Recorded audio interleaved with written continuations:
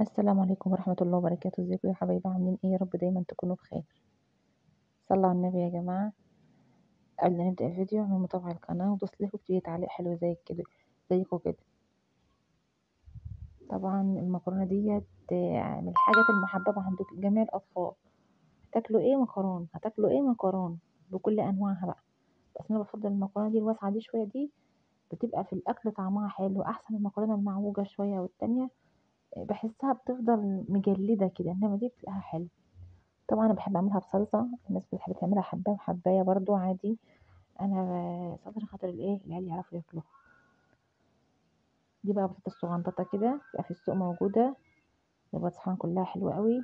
كنا جايبينها من السوق كده، بسلقها واحمرها في الزيت، بس انا بحب اديها تتكيه خفيفه كده، تبقى متحمره ومقرمشه كلها، ما تبقاش كوره زي ما هي كوره كده، لا. الصغير دي على فكره يا جماعه بتبقى حلوه قوي في السليق والتحمير. الكبيره حلوه برضو بس الصغيره احلى يعني، تفضل الواحده بوحدتها كده.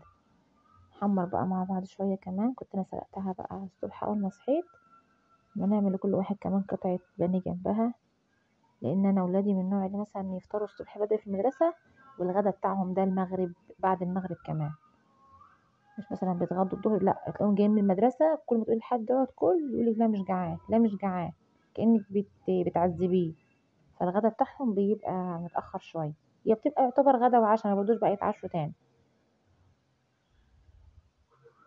البنات ده يا جماعة بانيه اللي احنا بنجيبه الجاهز ده، بس انت ايه يعني بنجيب انواع حلوة شوية، لان طبعا الحاجات دي ما ينفعش نسترخص فيها.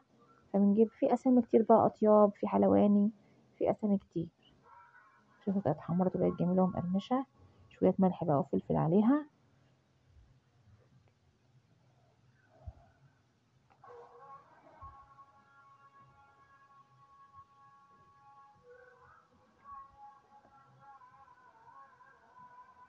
بكرة طبعا اجازة بقى من المدارس، مفيش اجازة بكرة في المدارس. فاخيرا هنقعد حوالي 3 ايام، هما 3 ايام فعلا، خميس وجمعة وسبت. في ناس طبعا ما عندهاش، بس احنا عندنا سبت اجازة. 3 ايام مش هنصحى فيهم بدري، هننام فيهم لحد الساعة 9 10 حتى، بدل ما كل يوم صحيان بدري صحيان بدري. بكرة ناموا بقى براحتكم وسهروا براحتكم النهاردة، كل الأمهات وكل براحتك بقى النهاردة. شهيصي على نفسك بقى، اعتبريهم 3 أيام عيد.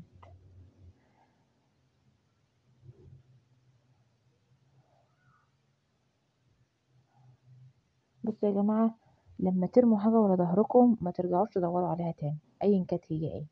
يعني لما تقطع علاقتك بحد ما تبصش عليها تاني، هي ما تلزمكش، هي خلاص راحت لصاحب نصيبها، كأنك رميت حاجة في الباسكت، بس كده.